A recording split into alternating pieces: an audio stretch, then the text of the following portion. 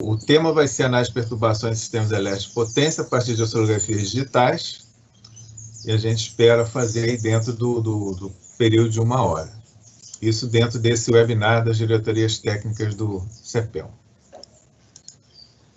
Bom, coloquei aqui essa apresentação, a equipe do projeto, né? A gente tem aí o André Luiz, que é pesquisador 3, está no CEPEL desde 1997, formado em Engenharia Eletrônica pela UERJ e tem mestrado em Processamento de Sinais na COP-FRJ. Temos o Marcelo Batalha, pesquisador 1 no CEPEL, desde 1996, bacharel em Informática pela UF. O Douglas, ele é terceirizado, está aqui no CEPEL desde 2009, bacharel em Ciências da Computação pela Unifesa, e fez um MBA em Engenharia de Software pela UFRJ. Temos o João Canso, pesquisador 4, do CEPEL desde 1982, engenheiro eletrônico também pela UFRJ, tem mestrado em Eletrônica de Potência pela COP. E eu, Marco Antônio, né, também pesquisador 4, estou no CEPEL desde 85, sou engenheiro eletrônico pela UFRJ, tenho doutorado em Engenharia Elétrica também pela COP UFRJ na área de processamento de sinais. Então, essa aqui é a nossa equipe que desenvolve os projetos do SINAP. Bom, nós vamos falar um pouquinho sobre o processo de análise de perturbações, né? O que exatamente é isso, como é que isso se insere no sistema elétrico.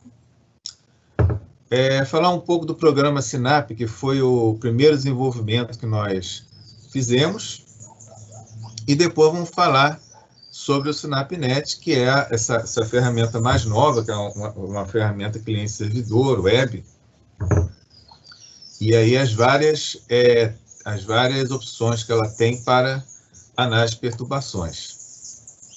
Bom, inicialmente, mostrar aqui o que são registradores de perturbação, né? A ideia é você fazer a leitura, fazer uma medição dos sinais do seu processo elétrico. Agora, essa medição ela é feita à própria forma de onda, quer dizer, é uma digitalização de uma taxa na faixa aí de intervalo, né, de amostragem de alguns microsegundos, dezenas de microsegundos.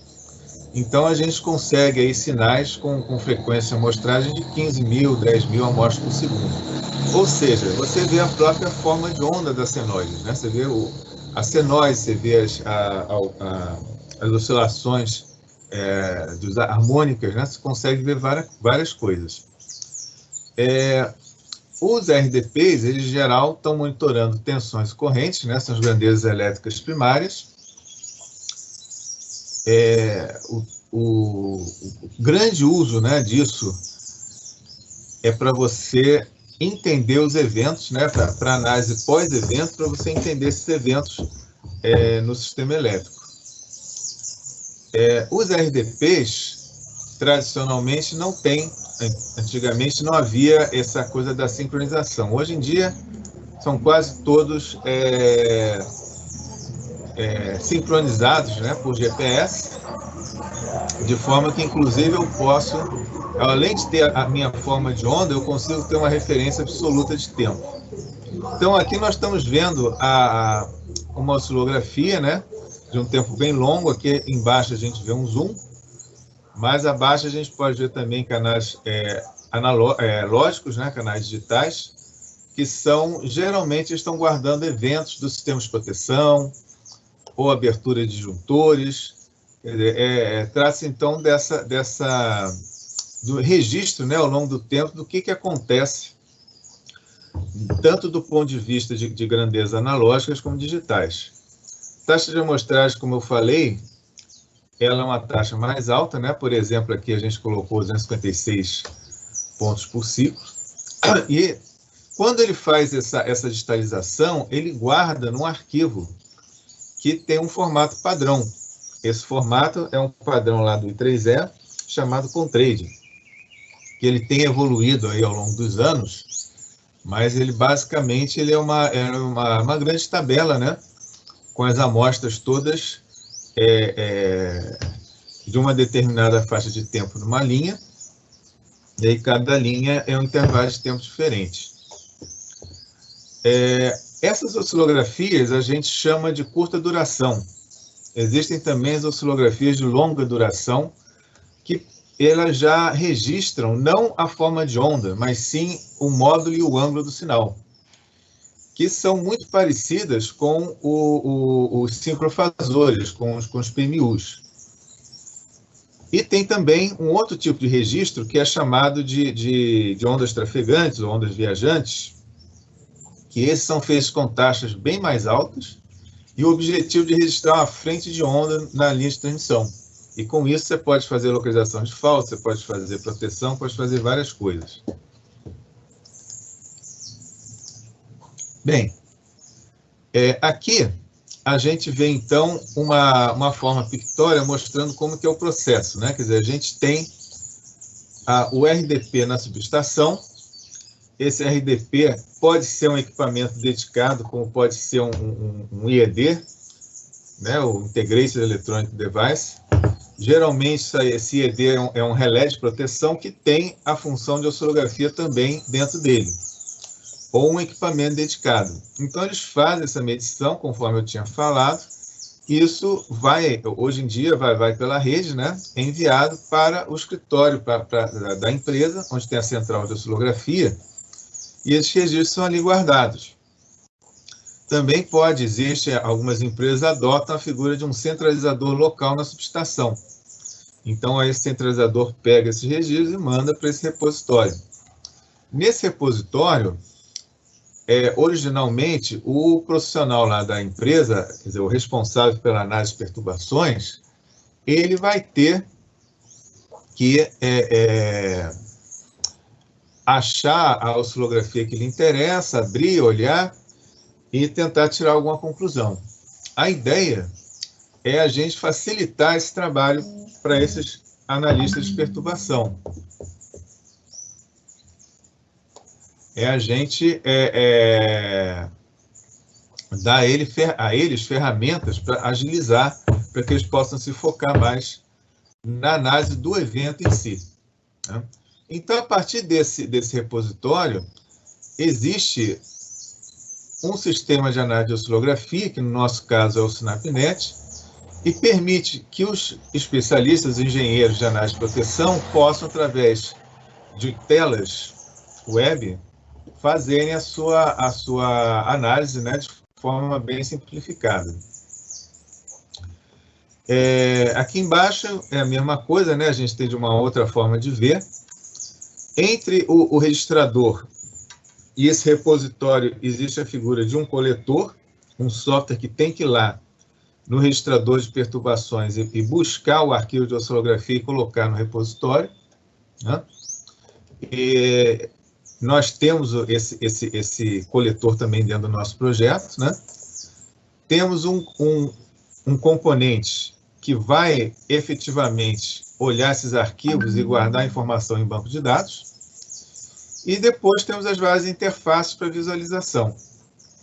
Então, a análise de perturbações, nessa fase que a gente lida, é isso daí. Obviamente que para o analista é o começo, né? Ele começa a partir dessas interfaces daqui, tentando entender o fenômeno e juntando com informações de outras fontes. Informações que podem vir do sistema escada ou que podem vir da própria observação do operador da subestação, né? Eles entram em contato, o cara fala, olha, o negócio aqui abriu aqui um disjuntor ou explodiu alguma coisa, então eles vão, na verdade, uma grande investigação para tentar descobrir as causas da perturbação. Então, eu coloquei aqui alguns usos possíveis, né? Análise pós-evento de perturbações, justamente o que eu estava falando, é a principal. Análise e ajuste da proteção. No centro de controle também, para que o operador possa ampliar, né, o entendimento dele do sistema elétrico. Apesar da análise oscilográfica ser uma análise pós-evento, a gente consegue, às vezes, em menos de um minuto, ter uma localização de faltas. E, com isso, a gente consegue que o operador veja e instrua a equipe de campo, né, para fazer alguma coisa, para ir numa determinada localidade lá para dar manutenção. Então, manutenção de equipamentos primários, né, eu acabei de dar o exemplo das linhas, mas também equipamento como transformador, como reator, qualquer equipamento que você consiga ver a oscilografia, isso já pode ajudar ao pessoal de manutenção a fazer alguma coisa, para poder recolocar o sistema no ar, né? Ou o equipamento, dependendo da extensão do desligamento, né? A manutenção dos sistemas de monitoração, proteção e automação, quer dizer, a gente consegue, através do sistema também, permitir que o parque de relés, o parque de oscilógrafos e outros equipamentos remotos, etc. e tal, possam também ter a sua manutenção feita. E estatísticas sobre faltas de evento, quer dizer, eu posso olhar, por exemplo, nessa linha de transmissão, nesse trecho dela, quantas vezes teve um desligamento nos últimos meses, né? Isso pode ajudar a detectar, por exemplo, uma vegetação próxima à linha que cresceu, ou um isolador com defeito, ou alguma coisa assim. Aqui eu vou passar rapidamente. O SINAP foi um programa que a gente começou a desenvolver lá na década de 90. É um programa para visualização de oscilografia. Ele tem muitos recursos, né? Além da simples visualização da forma de onda, ele permite você misturar oscilografias de lados diferentes, né? Na mesma oscilografia, que você pode criar uma oscilografia como se tivesse um RDP virtual que estivesse em 2 ou 3 ou N pontos do sistema elétrico ao mesmo tempo. Aí você tem todas as facilidades de sincronização dos sinais, de ajuste de taxa de amostragem. E ele tem também várias ferramentas, né? Por exemplo, essa que a gente vê aqui à direita, para ver os componentes simétricos. Tem localização de faltas, cálculo de harmônico, pode fazer operação sobre curvas, somar, fazer várias coisas. E tem uma ferramenta também muito interessante, que é o diagrama de impedâncias, onde você consegue ver o caminho da impedância de uma falta que percorre nesse plano RX. A gente tem o plano real, o plano imaginário, e aqui você vê a excursão. E nesse plano também a gente consegue representar algumas formas geométricas que correspondem às zonas de proteção dos relés. Então, com isso, facilita para o analista entender quando uma falta ela pode estar sensibilizando o relé de proteção. Esse programa hoje, inclusive, para funcionar, né, ele precisa dos parâmetros de impedância de linha. E é um dado que o analista ele pode introduzir manualmente na hora, ou ele pode também pegar lá do arquivo do Anafaz. Então, a gente já tem uma interface aqui para o arquivo do Anafaz para ler isso daí. Bom, o SINAPnet já é outra coisa. O SINAPnet ele é um sistema cliente-servidor, e a ideia dele é um processamento automático de oscilografias, ao contrário do SINAP, onde o usuário abre uma oscilografia e olha, aqui ele trabalha sobre um repositório de arquivos e ele vai processar automaticamente esses arquivos e vai entregar para o usuário apenas uma informação. Olha, isso aqui teve desligamento, isso aqui não teve. Então, facilita muito o trabalho de quem tem que lidar, porque essas oscilografias, depois eu vou comentar lá no procedimento de rede, elas são uma quantidade muito grande. Então, se torna necessário que você tenha procedimentos para facilitar, para direcionar o trabalho de quem vai ter que procurar qual é a oscilografia de falta e qual é o problema. Então, atendimento aos procedimentos de rede é justamente isso. O procedimento de rede ele fala que praticamente todo o barramento de subestação, toda a linha de transmissão, ela tem que ser monitorada. A gente vai somando isso aí, são milhares de pontos que têm que ser monitorados.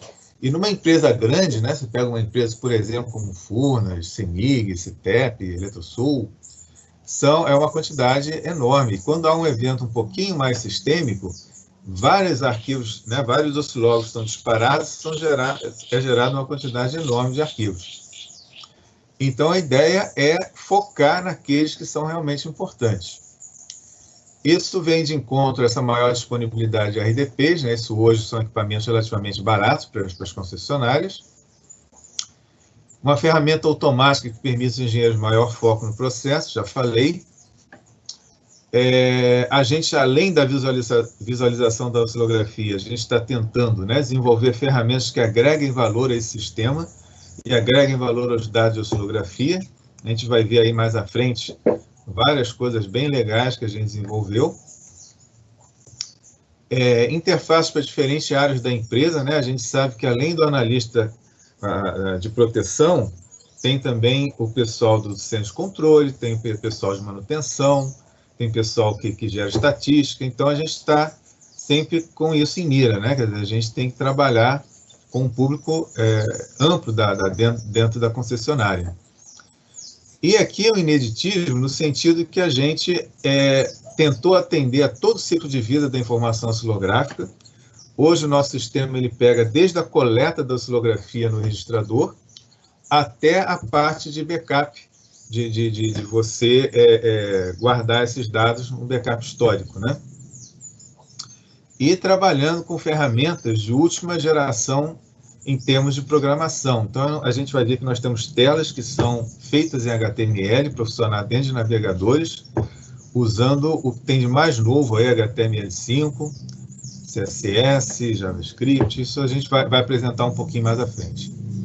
Então, tentar juntar, né, o nosso conhecimento de programação com o conhecimento que a gente tem de sistema elétrico, dessa parte de análise, com a parte de processamento de sinais, e tentar gerar um sistema, né, um produto que seja bastante útil. Aqui, eu estou mostrando uma tela que estão todos os componentes do SinapNet. Eu vou mostrar aos pouquinhos, para ficar uma coisa mais... para não ficar muita coisa ao mesmo tempo. Aqui é o coletor. Coletor, então, apesar dele estar representado aqui como um hardware, na verdade, ele é um software, né? A gente não produz hardware. Ele é um software que você pode cadastrar nele todos os oscilógrafos da sua empresa, ele vai se comunicar pela rede e vai buscar as oscilografias para o repositório. Esse software foi um desenvolvimento razoavelmente recente nosso, já do ano passado, e a gente já testou com vários IEDs, né? A gente colocou aqui GE, Siemens, Cell, ABB, Schneider, que são usados aí no parte das empresas, e que só essas marcas atendem pela grande maioria dos equipamentos que estão mais recentes, né, mais novos, que estão no parque elétrico. Então, a gente já tem hoje certeza que esse coletor ele é bastante útil, e algumas empresas já estão, o Furnas, pelo menos, já está testando, já está usando, e outras estão demonstrando interesse. O coletor, então, traz a oscilografia para o repositório, que é, na verdade, simplesmente um diretório lá no computador, que tem uma estrutura onde eu consigo organizar por empresa, por subestação e por oscilógrafo, por RDP, os meus arquivos. Então, uma vez que esse arquivo chega ao repositório, eu tenho um componente que a gente chama gerente de arquivos, que é um serviço do Windows, que o Windows, isso aqui é todo um sistema que trabalha, né? Esse aqui é um diretório no Windows. O Windows está ligado, ele está funcionando, ele é a característica do serviço. E ele vai simplesmente detectar que o arquivo chegou, vai realizar todo o processo de análise, ver o que tem na oscilografia, e vai jogar essa informação num banco de dados. Nesse banco de dados, vai poder ser consultado pelas diversas telas que o sistema tem para que o usuário possa ter acesso à informação. O banco de dados também vai guardar a topologia do sistema elétrico, ou seja, barramentos, as linhas, os reatores, os transformadores, e a conexão deles à oscilografia. Quer dizer, eu preciso saber que canal da oscilografia monitora o quê, para eu poder fazer essa análise. E tem mais algumas informações, como impedância de linhas e tipos de transformadores, de conexão, essas coisas.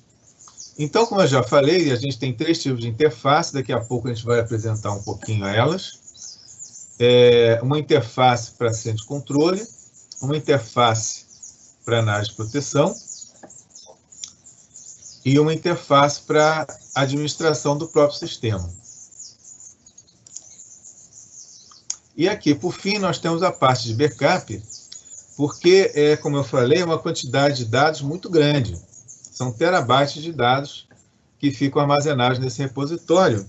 E depois de um tempo, é interessante você falar o seguinte, olha, tudo bem, nós estamos em 2020, eu quero tirar o 2019 daí, a minha base de produção, eu quero trabalhar só com 2020. Eu já estou aqui no mês 6, já não me interessa o que aconteceu em dezembro de 2019. Isso, cada empresa tem uma forma de pensar, né? Mas estou dando um exemplo.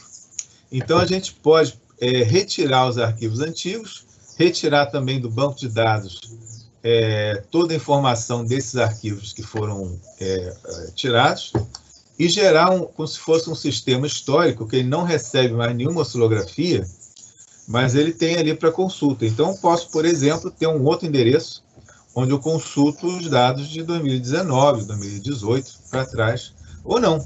Né? Isso vai ficar a cargo da empresa do que ela quiser fazer. Bom, esse sistema hoje já conta com vários clientes, e nós estamos nesse momento mesmo em negociação com outros. Né? Os principais são Furnas, que ajudou bastante o desenvolvimento, né, nas fases iniciais, a Eletrosul também. O ONS, que é um grande parceiro, né? Eu vou até falar um pouco mais, porque para o ONS a gente tem um desenvolvimento especial. A CETEP, ela adquiriu, já instalou o SinapNet, a Light também. A CEMIG e a GE, que foi, na verdade, a GE ganhou uma concorrência para registradores digitais na CEMIG, e como a CEMIG pediu um sistema de análise de oscilografia, ela chamou o CEPEL e através disso, o CEPEL está na CEMIG. A GE gostou, inclusive está querendo propor para outros clientes também o nosso sistema, o que é muito legal, né? Que a gente está conseguindo, então, essa boa penetração aí nas empresas. Eu queria falar um pouquinho sobre essa parte da análise automática. A análise automática é o coração do nosso sistema. Quer dizer, eu pego uma oscilografia que é mais ou menos desse jeitão que vocês estão vendo aqui, e eu tenho que dizer, olha, o que é isso aí? O que tem aí, né? E quem tem que dizer não sou eu com o olho humano, mas é o algoritmo de computador que está lá dentro do nosso sistema. Então, basicamente, o que a gente faz é uma divisão de trechos. A gente tem uma série de técnicas que a gente consegue dizer, olha, tem um trecho inicial. Isso aqui, no caso, é um caso típico, né? Lógico que algumas oscilografias não são tão simples assim, mas só para a gente ter um exemplo, né? A oscilografia ela tem o período de pré-falta, que é antes de ocorrer qualquer coisa, e tem o período de falta, que é durante o evento, e o pós-falta, que geralmente vamos supor, o desligamento de uma linha de transmissão. Então, eu consigo, através das transições que ocorrem, né, no sistema, eu consigo identificar o que é pré-falta, o que é falta, o que é pós-falta. A oscilografia ela tem essa característica, né? Ela fica monitorando constantemente e a partir de um trigger, a partir de um evento, ela guarda a informação. Então ela tem informação antes do evento, durante e após. Bem, o que acontece? Feita essa divisão de trecho, eu posso classificar. Então, vou dizer, bom, esse trecho inicial aqui estava as tensões correntes todas direitinhas, é uma pré-falta. Aqui eu vi que uma corrente subiu muito, então isso aqui é uma falta. E aqui as correntes foram zeradas. É porque houve desligamento da linha. Então, existe uma classificação de cada um dos trechos e um diagnóstico que vai depender da sequência com que as coisas acontecem. Da mesma forma como tem esse caso aqui mais simples, né? E mais comum, eu tenho, por exemplo, fenômenos como religamento de linha, né, quando uma linha de transmissão ela é aberta e após algum tempo o sistema de proteção tenta religar a linha, que pode ser uma falta que não seja permanente, então você pode religar a linha. Você tem fenômenos de energização de linha, você tem perturbações que são perturbações em outra parte do sistema elétrico, em linhas adjacentes, e que acabam sensibilizando o oscilógrafo também.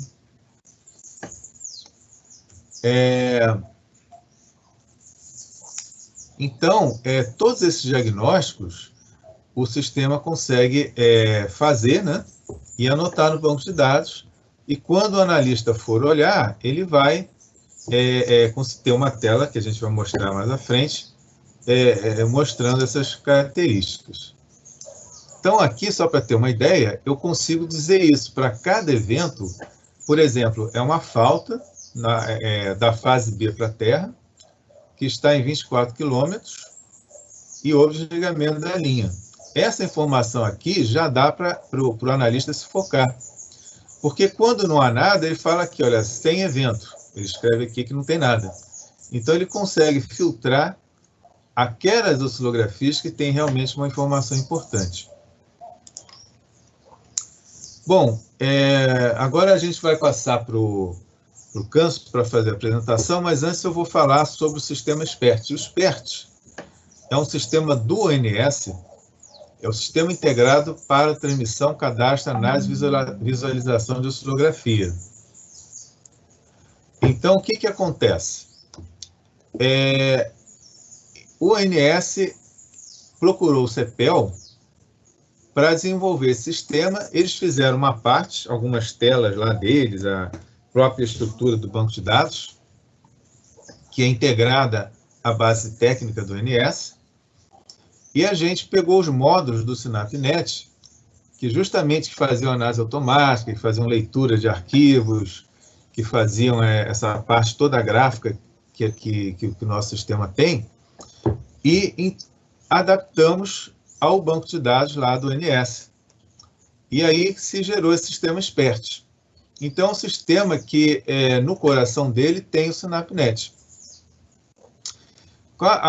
O SPERT ele tem a característica que ele foi concebido para receber a oscilografia de toda a rede básica. Isso aí, as empresas, dia a dia, mais empresas estão enviando oscilografia, e é realmente um volume enorme de dados que chegam ali para serem analisados e passam pelo SynapNet. Existe também, dentro da área de análise de perturbações, introduzido pelo ONS, esse sistema CIPER, que ele é uma espécie de um log, né? Onde todo mundo que participa da análise de perturbação acessa esse sistema e coloca lá uma observação. Então, por exemplo, desliga uma linha, o pessoal do centro de controle lá do ONS, do CNOS, põe lá uma nota, olha, a linha tal desligou. Aí o pessoal de análise do ONS vai lá e já pega a oscilografia, já dá uma olhada, olha, aconteceu isso, que desligou a linha na hora tal, papapá, dá as características, foi uma falta bifásica, terra, ou o que for. Aí o agente entra e coloca, olha, no meu sistema aqui não aconteceu nada, foi no outro. Aí começa para se chegar no final ao chamado RAP, que é o Relatório de Análise de Perturbações. Que ninguém confunda aí com a receita permitida, né, que é um termo de outra área aí mais da parte comercial. Esse CIPER também tem uma parte de coleta, mas essa foi feita pelo ONS, onde eles vão no cliente e trazem a oscilografia até o ONS, depois eles dão aqui um certificado de que recebeu. E lá, então, como eu falei, tem oscilografias de todas as empresas, né? Não só de uma empresa, como geralmente é no caso do SynapNet, que é de uma empresa particular. Bom, eu vou agora passar aqui para o João Câncio, para ele falar. Primeiramente, eu gostaria de agradecer à direção do CEPEL pelo espaço, né, a oportunidade para divulgar o trabalho da gente, né, e também é um marco por ter compartilhado o tempo dele, né. É sempre bom a gente falar das conquistas, né, das vitórias e enfim. Eu vou passar a apresentação aqui, só um instante, por favor. Essa parte do SynapNet, ela começou em 2004. Na época, a gente utilizou o que estava mais sendo usado, né, com uma predominância, vamos dizer assim, com foco em plataformas da Microsoft, devido até um passado aí o código legado, como o Marco falou, que ele já havia iniciado um primeiro programa, né? Então, eu vou falar adiante até de uma vantagem da gente ter escolhido a plataforma Microsoft, né? Então, é baseado no ASP.NET, que é uma solução para a web da Microsoft, e com acesso ao banco de dados SQL Server, que tem uma vantagem de existir uma licença express, que eles chamam, né? Não paga, é gratuita, com algumas limitações, mas quando a empresa começa a sentir a necessidade de expandir, ela pode adquirir alguma versão com mais recursos, né? Bem, mas a gente não parou em 2004, né? O sistema SinapNet continua evoluindo, né? De uns 7 anos para cá, a gente começou a utilizar o HTML5, né? Que, para quem não conhece, são recursos novos de programação para web, que permitem várias funcionalidades que antes eram impossíveis, como desenhos na própria tela, né? E, atualmente, a gente está investindo na parte de web service, né? Que o pessoal conhece mais como REST, né? Que é uma outra forma de desenvolver, diferente do ASP.NET, mas a gente está mesclando as duas coisas com bons resultados, né?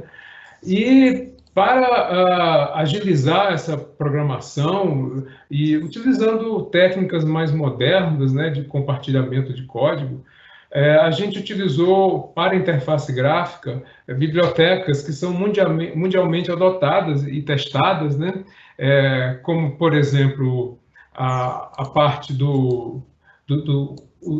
que é o jQuery, né, que facilita muito a programação para o web, e além de facilitar a programação para o web, vários desenvolvedores utilizam o jQuery para montar componentes, né? Como, por exemplo, a árvore que é mostrada, vocês vão ver na tela, ela é montada através de um plugin JS3, né? Que facilita essa programação, né?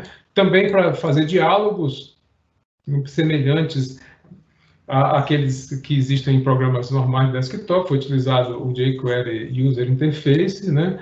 A parte de plotagem na tela, a gente utilizou inicialmente essa biblioteca, né? Que facilitou não ter que inventar a roda, vamos dizer assim, não começar do zero, e a gente utiliza essa biblioteca atualmente, mas estamos estudando, já começando protótipos para usar bibliotecas comerciais, né? Essas outras bibliotecas aqui que eu estou mostrando são bibliotecas distribuídas, disponibilizadas segundo um modelo que permite que se utilize para fabricar para vender os seus próprios softwares, né? A gente também está considerando a utilização de bibliotecas comerciais, né? Algumas coisas assim, como essa biblioteca que facilita fazer figuras e ícones, né? Vetoriais, e também, ultimamente, a gente está partindo para fazer desenhos de blocos, né? Como se fossem grafos, que elucidam melhor a interconexão entre subestações, né? Aqui tem um exemplo, né? Depois eu vou mostrar em funcionamento, mas isso aqui é uma coisa recente, né? Um recurso recente que vai facilitar a vida do analista, né? Bem, agora eu gostaria de falar um pouco mais detalhadamente com relação a esse código legado, né? Como o Marco falou, ele começou a fazer esse programa, o Sinap, né, que é a versão que não é para a web. Ele começou já há algum tempo e as ferramentas foram aprimoradas e o software estava lá, disponível, né? Só que a gente tinha que colocar esse código, o código legado, a gente tinha que colocar para funcionar dentro de um modelo web. E vocês sabem que a programação para web tem algumas limitações por questão de segurança, né? Então, nós compilamos, nós montamos uma forma de utilizar esse código legado, todo esse código anterior, que já tem uma experiência prévia, bem consolidada, a gente compilou numa biblioteca que ficou dentro desse servidor web e, através de serviços web e telas web,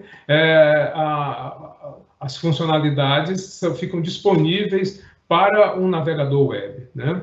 E já foram portadas várias bibliotecas, né?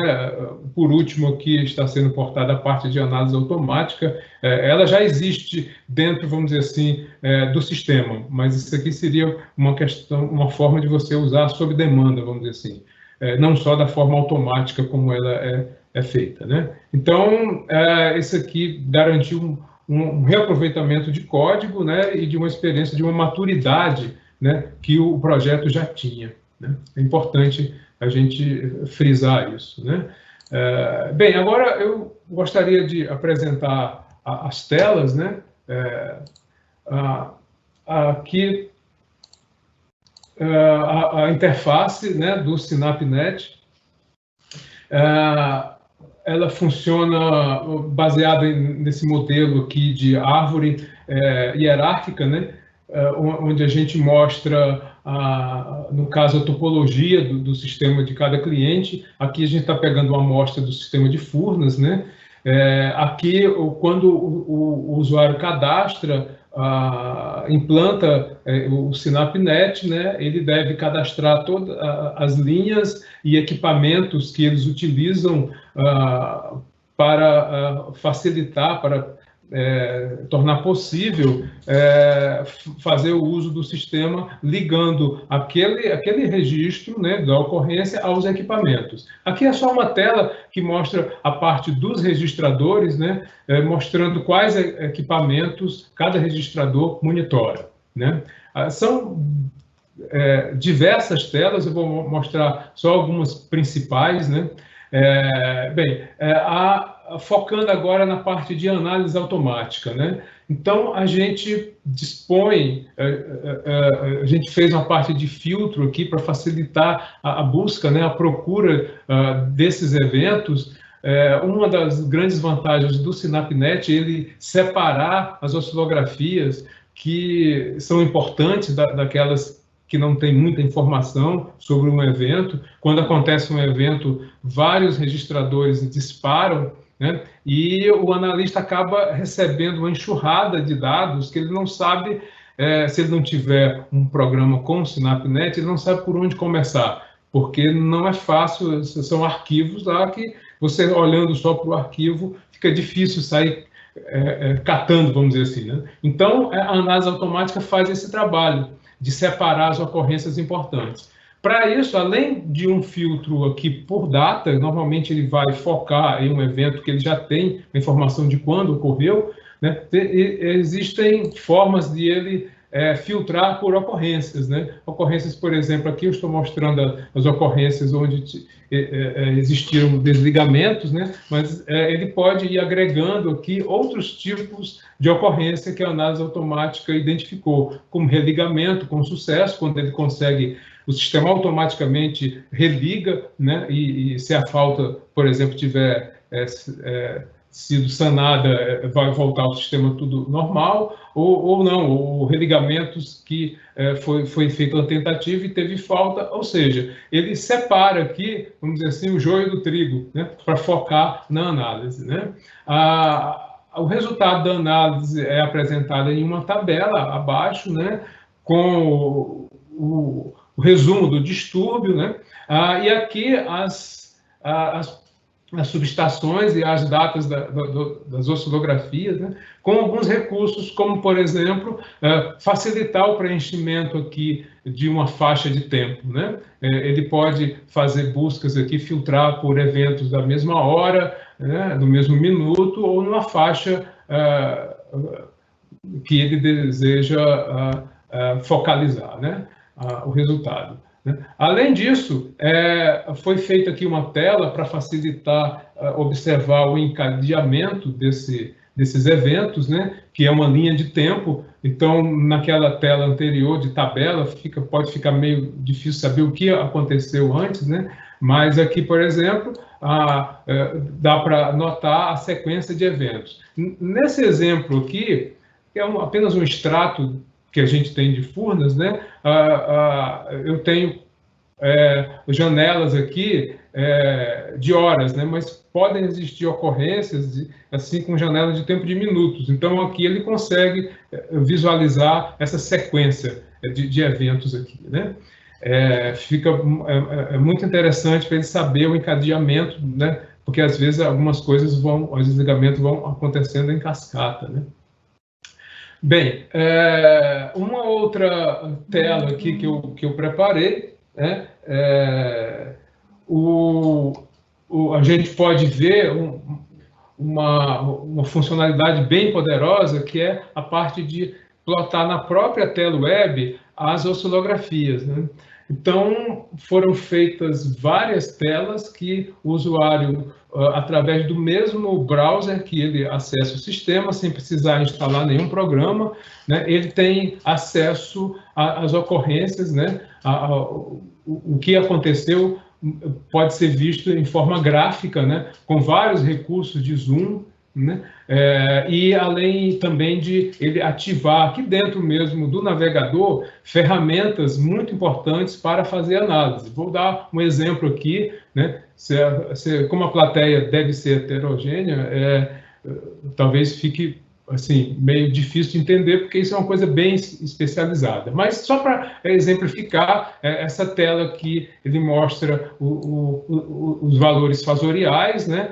Sempre ligando essa janela ao mouse, né? Ao cursor aqui, que ele fica vendo o que aconteceu. Então, o usuário pode ver o que está acontecendo, e essa ferramenta é muito importante, né?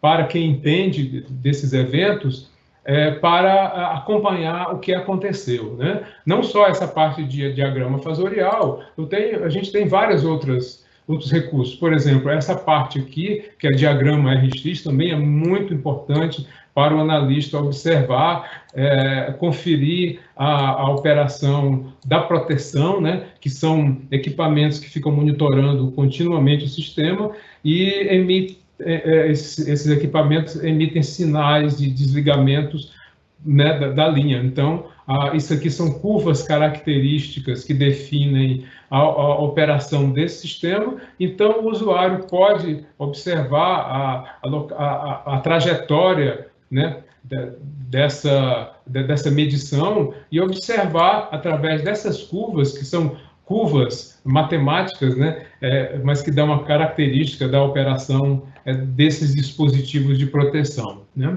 Além disso, aqui existem vários recursos, né? Mas destacando, também tem uma novidade aqui, como eu falei, a gente disponibiliza também um diagrama aqui que facilita muito para o analista não ter que recorrer a desenhos que geralmente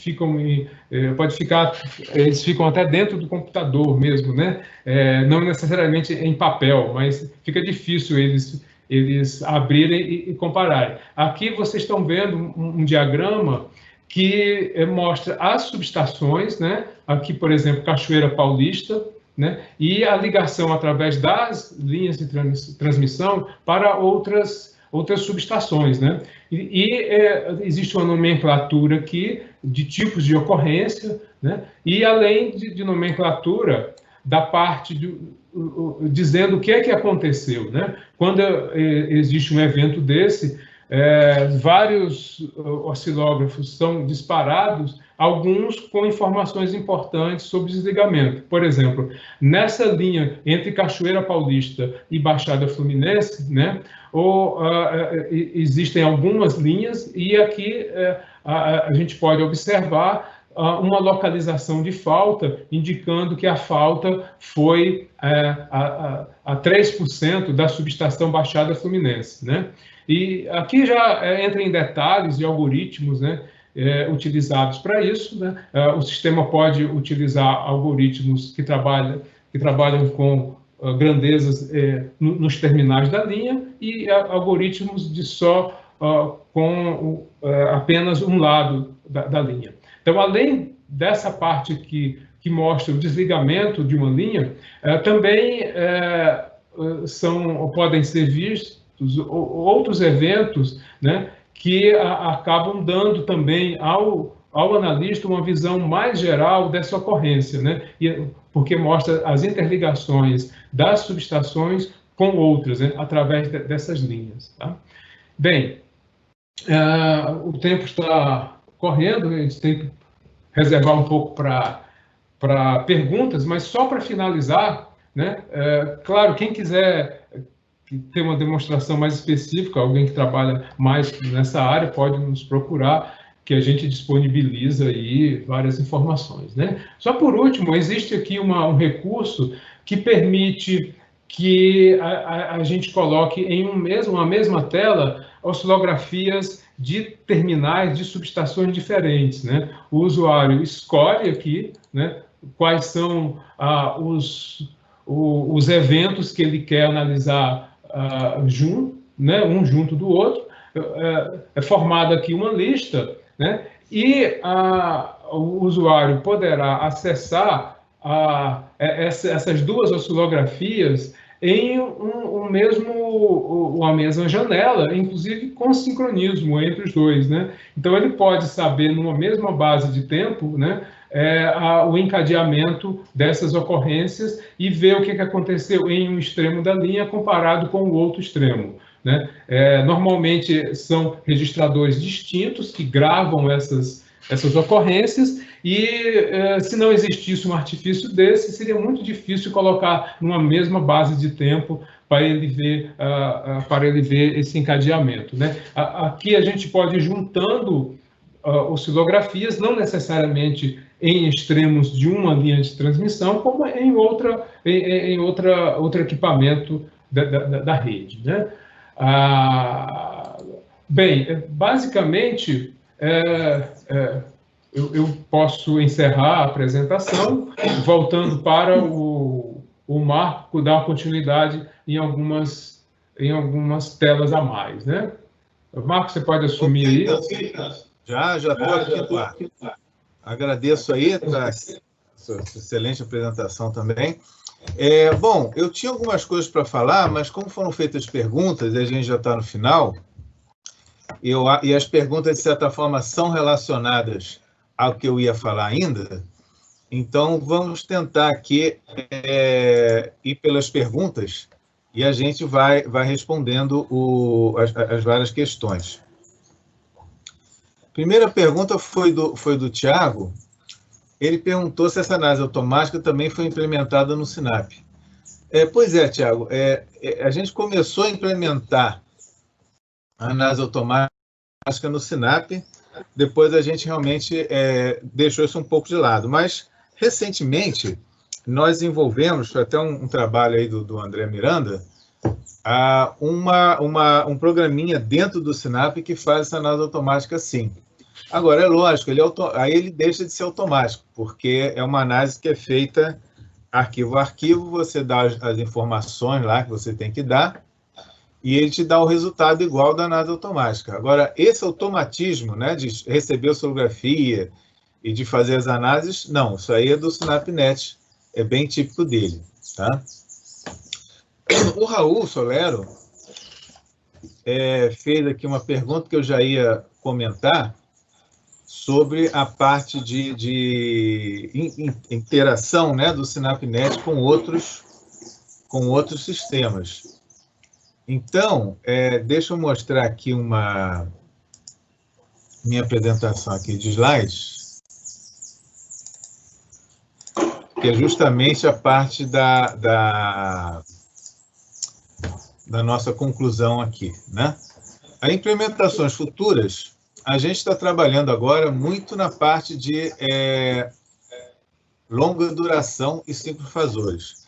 Então, a ideia é que você traga a oscilografia de longa duração, que é aquela oscilografia que ela registra módulo e ângulo, né, dos sinais, e tem uma duração de vários segundos, até minutos. E com isso, você pode ter a visualização, fazer a análise de coisas mais sistêmicas, de eventos mais lentos. E aí, as oscilografias de curta duração serão encaixadas dentro desse time frame da longa duração. Nós estamos trabalhando também numa ferramenta igual a do Sinap em HTML, né?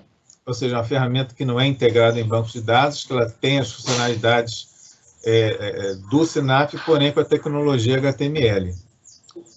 Estamos vendo essa possibilidade de incluir descarga atmosférica na interface, né? Eu não mostrei a interface, eu vou mostrar ela em seguida.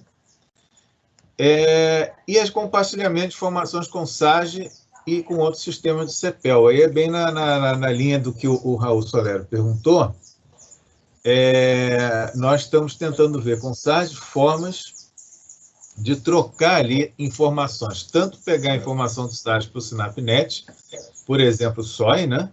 A sequência de eventos, que é um registro que ocorre lá em termos de eventos, né? mais lentos na subestação, e nós estamos também pensando em enviar informações para o SAGE para que sejam mostrados nas telas, né, de relatórios e de eventos do SAGE.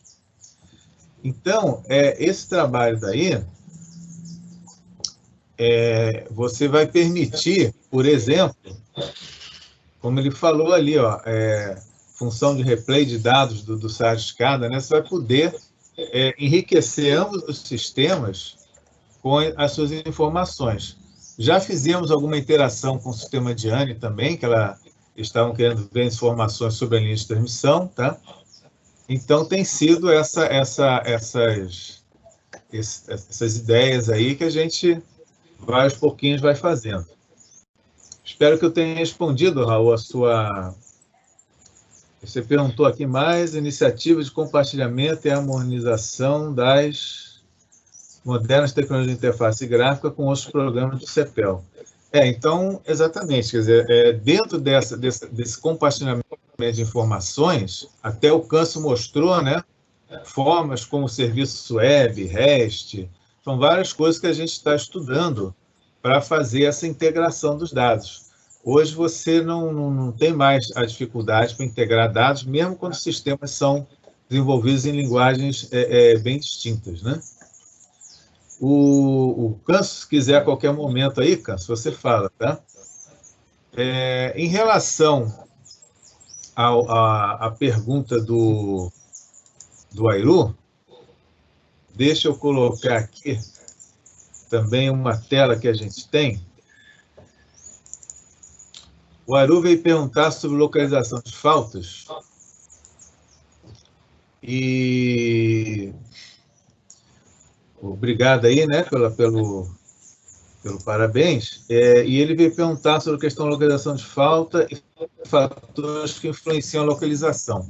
Bom, a gente passou um pouco rápido. Dentro dessa análise automática que a gente faz no SINAPnet, existe a localização de falta, ou seja, eu lendo os sinais em cada extremo da linha, eu consigo saber quantos quilômetros daquele ponto, né, daquela subestação está a falta.